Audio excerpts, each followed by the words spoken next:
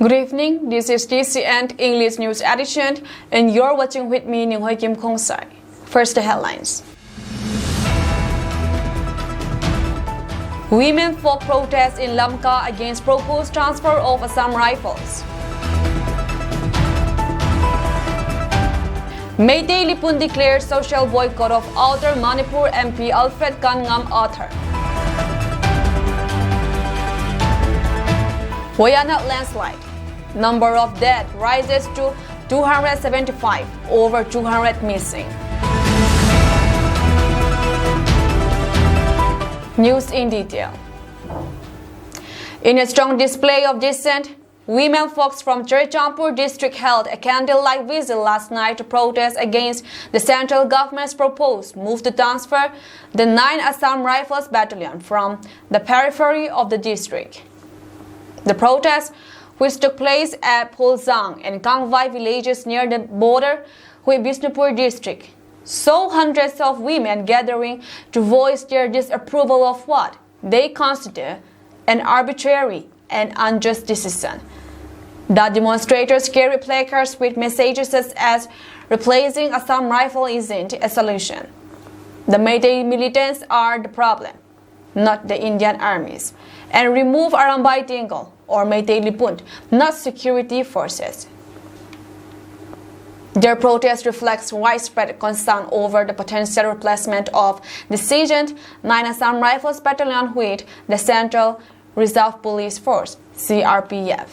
The protest was organized by the Gothal Area Defense Committee, a joint press statement issued by women's organizations such as the Kuki Women Union, Mar Women Association, Zomi Mothers Association, and Mizo People Convention's Women Wing strongly opposed the government's decision. The statement emphasized the pivotal role that the Assam Rifles has played in maintaining peace and neutrality in the conflict-ridden region, particularly between the two warring communities in Churchampur. The organization criticized the proposed replacement of the Assam Rifles with the CRPF, citing the latter's lack of local knowledge and experience in handling the delicate social-political dynamics of the region. They expressed particular concern over the appointment of Deputy Inspector General Operations Premjit Huidrom, a Mayday, to lead the CRPF in the area, questioning whether the force under his leadership can be impartial and trusted to ensure the safety of all communities. The women's group warned that removing the Assam Rifles could destabilize the fragile peace in Churchampur and lead to deteriorations of the security situation. They urged the government to reconsider its decision, stressing that the continued presence of the Assam Rifles is essential for maintaining stability and preventing further bloodshed. If the government persists in this ill-considered decision, we will not remain silent observers, the statement read. We are prepared to mobilize and undertake all necessary measures to ensure that our voices are heard and that justice prevails. The protesters called on the government to work towards a solution that ensures lasting peace and security for all communities in Manipur, regardless of caste, creed, or community. The protest was attended by various CSOs, including the Kuki Students Organization, Churchampur. The Committee on Tribal Unity would vehemently oppose if removing of the Assam Rifles, the only neutral central security forces manning the fringe areas of the buffer zones between the two geographical divide, the hills inhabited by the Kuki Zone and the valley predominantly occupied by the Mayday community, which has been circulated in some local TV news channels, materialize. In its press release, KOTU states that there is no other central security forces in the country other than the Assam Rifles, whose decade-long experience in counterinsurgency has exuded confidence with the people. It is also befitting to have a neutral forces commanded by the Union Home Ministry, rather than any forces which have the operational influence of the infallible General Ambiran Singh, who has lost the moral authority to be the Chief Minister for the Kuki Zone since the 3rd of May 2023 last year.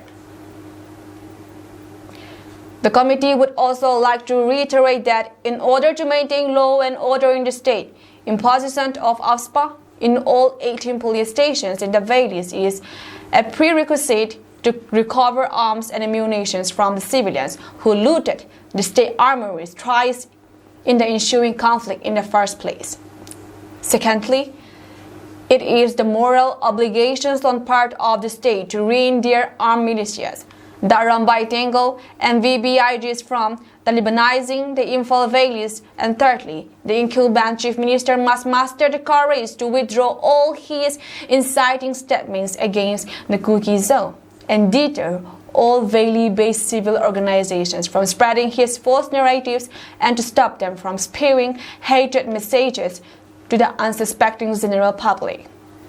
Furthermore, any form of prescriptive policies by the government of India to placate one community over the other would be short-sighted, partisan, and devastating solutions, endorsing these volatile situations with possibilities of the deprived section to resort tough resistance, and the government of India will be solely responsible for any eventualities.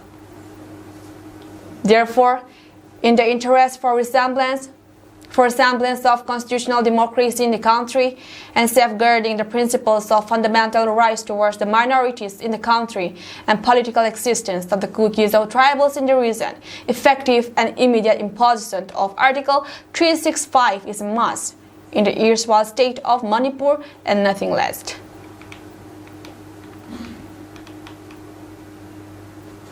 Police in Imphal-Singsamai area resorted to firing several rounds of tear gas as protesters clashed with Manipur police on Thursday.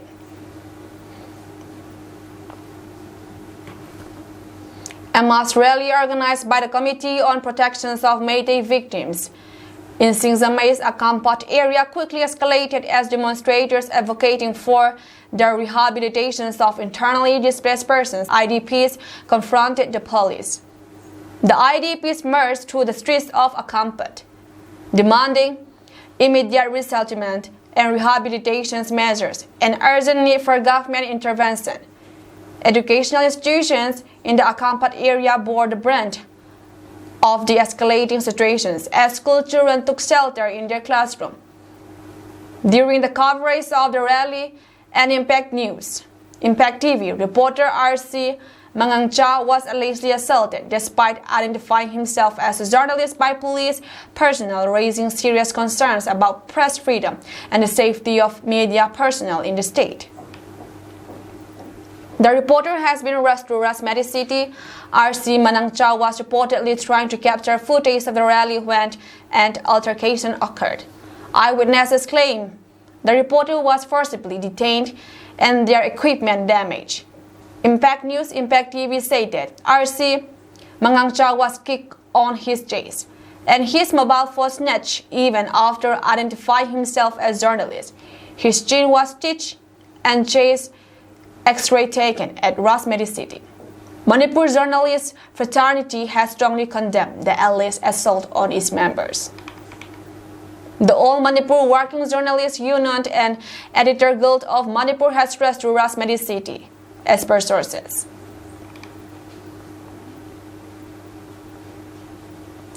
The Kuki Students Organization Delhi and NCR expresses deep bruise in hearts on the tragic deluge that is wrecking Wayanad district of Kerala. The people and its government have done enough.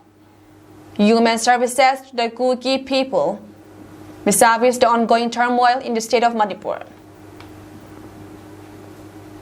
In its press release, the KSO Delhi and NCR states, nature's fury is so unpredictable. In fact, if not worse, the Kuki people have been constrained by the scarce resources we have at our disposal during this man-made wartime calamity. However, the Kuki community hold the people of Kerala so close to our bruised hearts, with which we pray so much interveningly. The release fathers say that the Kukis cannot even come down to the spot and render our manual services. You, so close to the ocean, and us to the mountains. Simply put, we are mountains and oceans apart. Nevertheless, these constraints are too mean to use as an alibi for our inactions. We hold you so committedly in our prayers to the Almighty God who has control over everything, the sky, land, and the sea. We cannot compensate enough for your benevolent helping hands. You have given and imparted educations to our internally displaced persons, IDPs in your state. Always due is our gratitude to the state government of Kerala. By far, contributions from the people of the state is in either cash or kind, or both are equally worth cherishing in our hearts. In the meantime, the Kerala-based Kuki students organizations in particular and the Kuki community in general are always there to brave the brunt of the deluge with you on equal footing. This is one part of our solidarity apart from prayers. Kuki Students Organization Delhi and NCR applaud KSO Kerala for having donated a good unit of blood to the flood-affected people in Wayanad, Kerala. Humanity is what binds us together. Come what may, we keep upholding you dearly in our prayers, aided the released. Mayday Lipun has announced a social boycott of Alfred Kangam author, the outer member of Parliament MP from Manipur, effective from July 31, 2024. The boycott comes in response to statement made by author during his maiden speech in Parliament, which Mayday Lipun claims advocate for the interests of illegal immigrant Kukis. In a statement released on July 31, Mayday Lipun expressed their dissatisfaction with author's position, accusing him of undermining the efforts of the Manipur government under Chief Minister Biren Singh. The organization pointed out that since May 2023, the state has been grappling with unrest, largely due to government's action to curb illegal immigrations, combat drug trafficking, halt poppy cultivations, and protect reserve forests. According to Mayday Lipun, these efforts have been met with resistance from the Kuki community, particularly those they label as illegal immigrants and their Indian Kuki counterparts, brought to the region by the British Raj. Mayday Lipun alleges that the Kuki community has been engaging in a campaign to create a homeland across Bangladesh, Myanmar, and India, which has led to violence, particularly targeting the Meitei populations in Manipur. They accuse the Kukis of burning down Meitei homes and killing innocent Meiteis, disrupting the previously peaceful coexistence among various communities in the state, including the Nagas, Manipuris Muslims, Manipuri Gorkhas, and Indian Kukis. The organization criticized Alfred Kangam author for what they perceive as his support for the Kuki agenda, stating that his stance not only opposes the government efforts to protect the indigenous people of Manipur but also disrespects those who have sacrificed their lives in defense of the state's sovereignty and national security. As a result, Mayday Lipun has called for a social boycott of author, urging the community to reject his actions and statement that they believe threaten the stability and security of Manipur.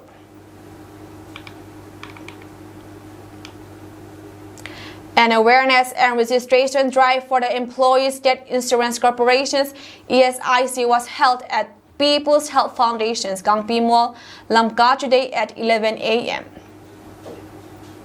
The program was attended by S.A. Kulun Mate, Social Security Officer, ESI Corporations, Silchar, Assam. The ESI scheme has been extended to various sectors including factories, hostels, restaurants, road motor transport establishment, newspapers establishment, educational institutions, medical institutions, and urban local bodies.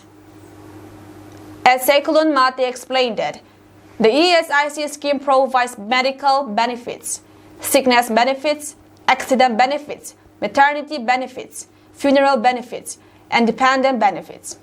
He also mentioned that the scheme provides free primary, secondary, and super specialty treatment. The program was organized to create awareness about the ESIC scheme and to encourage employers to register their employees under the scheme. The ESIC scheme is applicable to private companies, schools, clinics, and other establishments with 10 or more employees. The scheme provides various benefits, including medical benefits, sickness benefits, accident benefits, maternity benefits, funeral benefits, and dependent benefits. The medical benefits include free primary, secondary, and super specialty treatment. The scheme also provides sickness benefits, accident benefits, maternity benefits, funeral benefits, and dependent benefits. Employers with 10 or more employees are required to register their employees under the ESIC scheme. The registration process can be done online through the Shram Suvidha portal. The program was organized to create awareness about the ESIC scheme and to encourage employers to register their employees under the scheme. The scheme is applicable to various sectors including factories, hostels, restaurants, road motor transport establishments, newspaper establishments, educational institutions, medical institutions, and urban local bodies.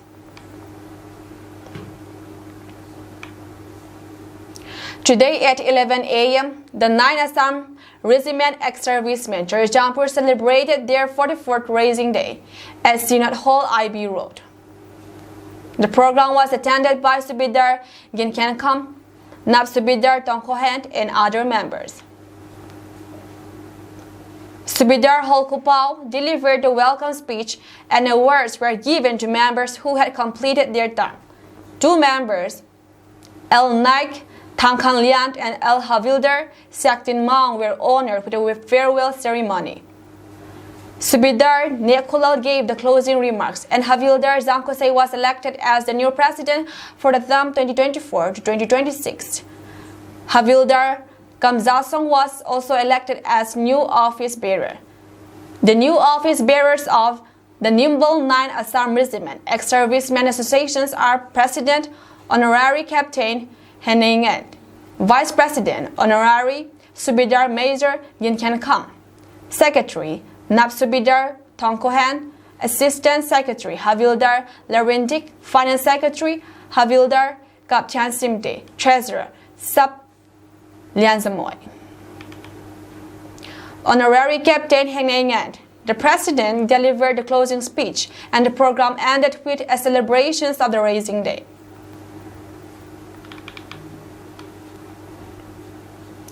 The Poumai Naga frontal organizations have declared non-cooperation with NSCN or ZPRN following disagreement between the parties. This decision follows a resolution from the Third General Assembly of Poumai Naga Union (PNU) on May 31, 2024. In a joint declaration by the presidents of PNU, Poumai Naga, Sidomai, Mi PNTM, and Poumai Nautumai Me, PNM. It has been stated that the Poumai Naga community's commitment to the Naga national interest has been undermined by NSCN or ZPRN's recent actions. Despite efforts to resolve the issue, no satisfactory response was received. The organizations urge the Naga public to understand and support this decision, reaffirming their unwavering dedications to the Naga cause.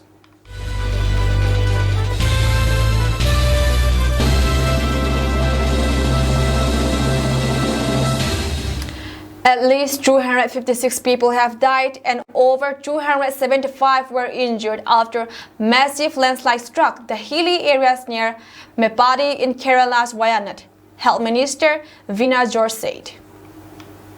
The army has rescued around 1,000 people and 220 people are still missing as rescue operations enter the third day. Three landslides struck Wayanad on Tuesday following heavy rain. Mundakai, Choralmala, Atamala, and Nulbuja villages in the district were the most worst affected due to the landslides. A command and control center has been set up in Kozhikode by the Army for coordinating humanitarian assistance and disaster relief (HADR) efforts, PTI reported, the health minister said. At least 1,500 Army personnel have been deployed for the rescue operations.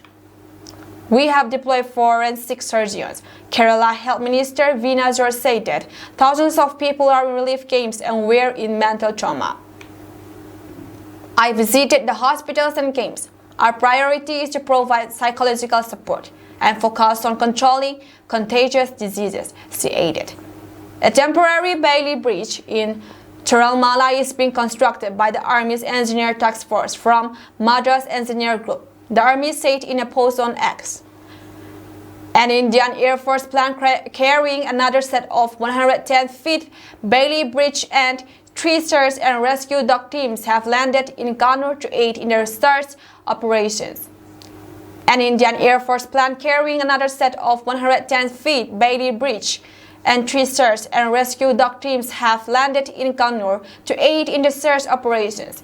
Kerala Governor Arif Mohammed Khan said that there was full operations among various agencies of the center and the state government. Leader of opposition Rahul Gandhi and his sister Priyanka Gandhi Vadra visited the landslide site on Thursday, and NDRF personnel was quoted by ANI as saying that there was chances of another landslide as heavy rainfall continue in the district. Helpline numbers 9656938689 and 8086010833 have been issued. The India Meteorological Department has predicted more rain for Wayanad and several other districts over the next couple of days. A red alert for heavy rain has been issued for Idukki, Srisur, Palakkad, Malappuram, Kozhikode, Kannur and Kasaragod districts. Several countries including the US, Russia, China and Iran expressed condolences over the deaths due to landslides. The proceedings in the Lok Sabha and the Rajya Sabha are set to resume today. Both houses are likely to witness storm over union budget.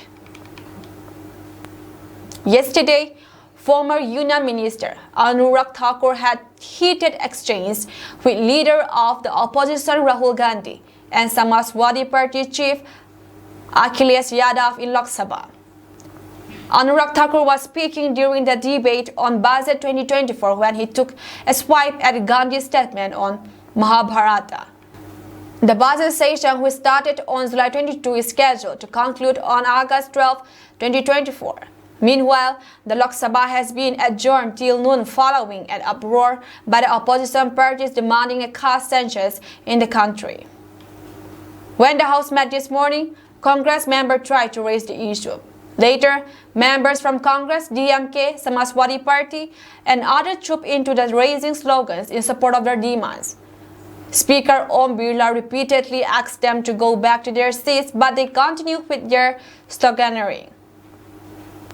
Amid the din, the Speaker tried to run the question hour. He said, "Disturbing the proceedings of the House in a pre-planned manner is not appropriate." Parliamentary Affairs Minister Kiren Rijiju criticized the opposition for their conduct in the House. He accused Congress of trying to weaken the country by making comments against the armed forces. Rijiju also alleged that Congress is trying to incite violence in the country. As the ruckus continued, the House was adjourned till noon.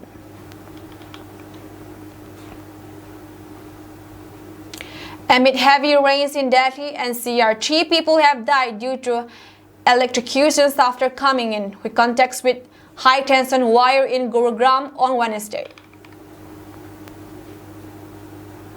The victims died due to electrocution near IFFC Yocho metro stations around 10 p.m. on Wednesday as heavy rain continued to batter the area, according to media reports. Electric wires broke due to a tree falling because of water lodging. 3 people died on the spot due to electric current in the water. Police have sent the bodies of the deceased to the hospital, police said. Meanwhile, a woman and her child drowned after sleeping into a waterlogged drain in the Ghazipur area in East Delhi. The incessant rainfall also led to a house collapse in North Delhi's Sabzi Mandi area, in which 1 person was injured. 5 fire engines deployed to the spot faced traffic congestion while arriving amid heavy rain. In another incident in Basan Kunj, a woman was injured in a wall collapse. Also, the wall of a private school in Daryaganj collapsed amid heavy rainfall, damaging several cars parked in the vicinity. A visual shared by news agency ANI showed a car almost completely mangled due to the incident. As many as 10 flights which were supposed to land at the Delhi airport were diverted due to the torrential downpour. 8 of these flights were diverted to Jaipur and 2 were to Lucknow. According to latest update by Indigo, flight operations remain affected. The India Meteorological Department IMD has issued a red alert for Thursday, according to its latest bulletin. Heavy rainfall accompanied by thunderstorms and lightning will continue on Delhi till August 5. The national capital's primary weather station, Safdarjung, recorded 79.2 mm of rainfall between 5:30 p.m. and 8:30 p.m. Other areas such as Mayur Vihar recorded 190 mm of rain, Pusa 66.5 mm, Delhi University 77.5 mm, and Palam Observatory 43.7 mm.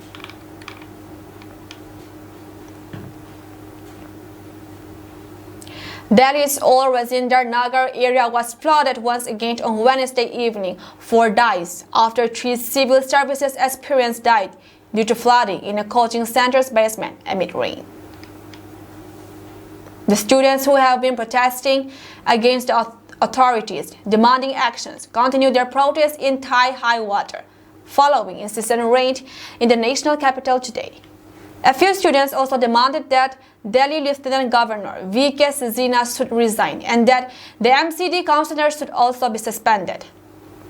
Another student protesting at the spot also said that a case should be registered against the MCD mayor.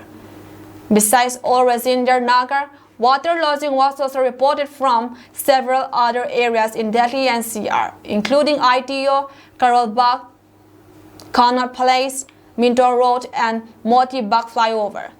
This caused massive traffic snares, uprooting of trees, and left people wading through water. The executive is being controlled by the LG Delhi. LG should resign, a student at the protest site demanded. Another student said, Delhi LG should resign. MCD councillors should also be suspended. A case should be registered against the MCD mayor. The traffic flow was impacted near ITO after heavy rains, which resulted in water lodging. Meanwhile, the India Meteorological Department has issued a red alert in Delhi, forecasting heavy rain in the coming hours. The weather office also said that clouds have converged over Delhi from all 4 sectors. At least 10 flights to Delhi have been diverted after the national capital was lashed by heavy rain on Wednesday.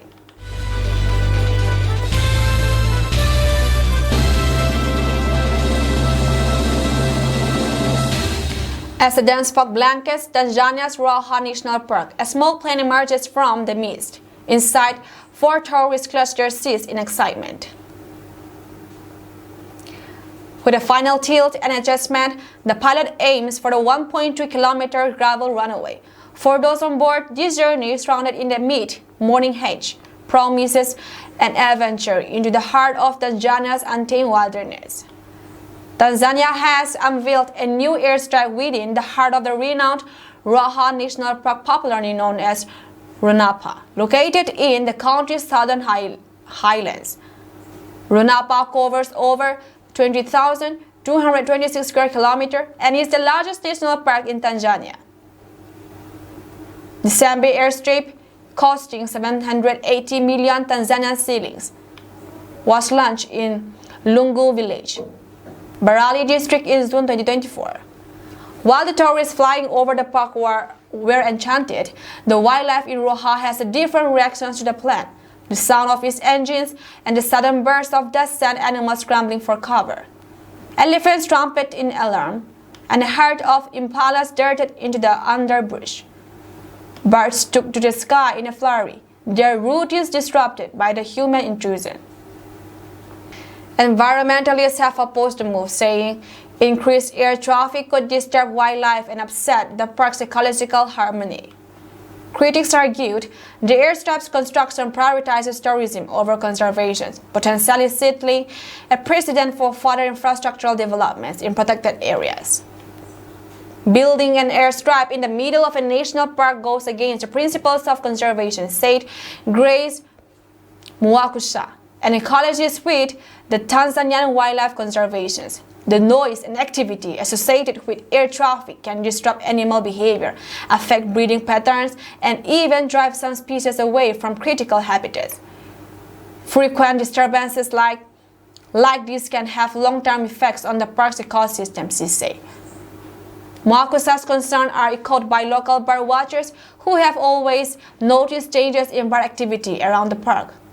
We have seen fewer sightings of certain bird species near the airstrip since construction began, noted Samuel Lima, a local ornithologist. It's worrying because Ruaha is home to many rare and migratory birds that rely on this habitat. The park's tranquil landscape has long provided a haven for elephants, lions, and other wildlife.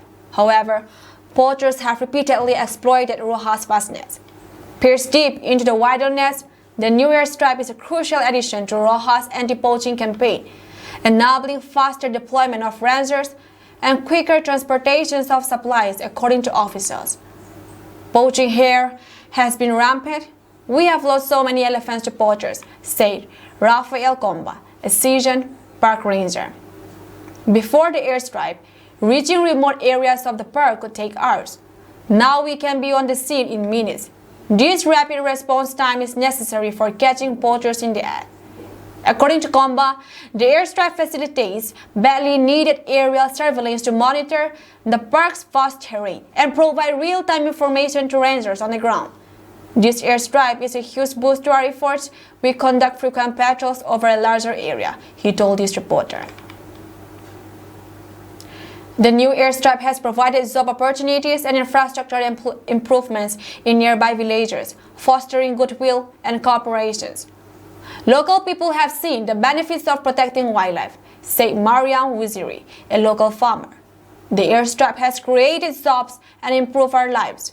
We are more willing to support anti-poaching efforts.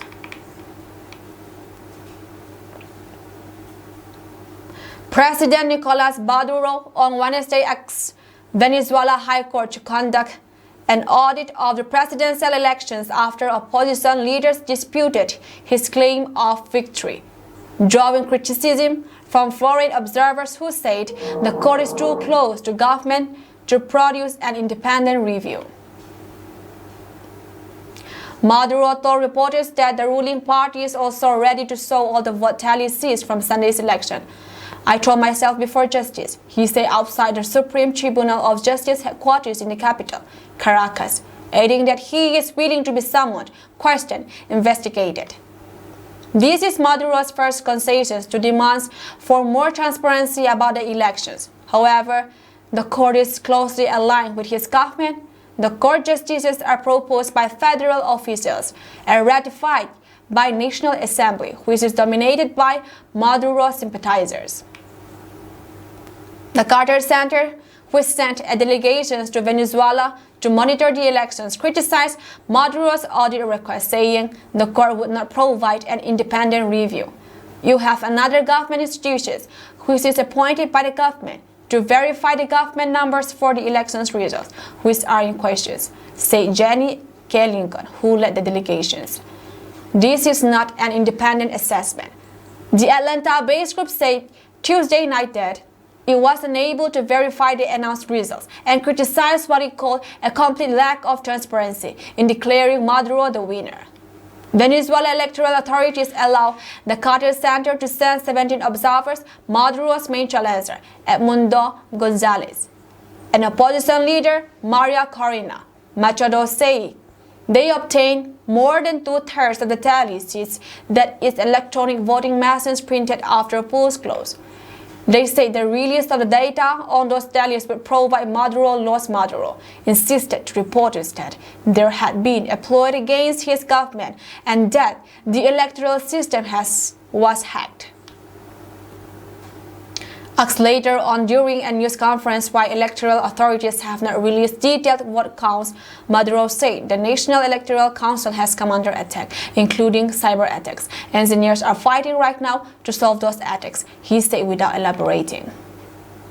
The government presented some videos that the president said saw people attacking and torching some electoral offices. The Associated Press was not immediately able to verify the images. That's all from us tonight, and we thank you for joining our program.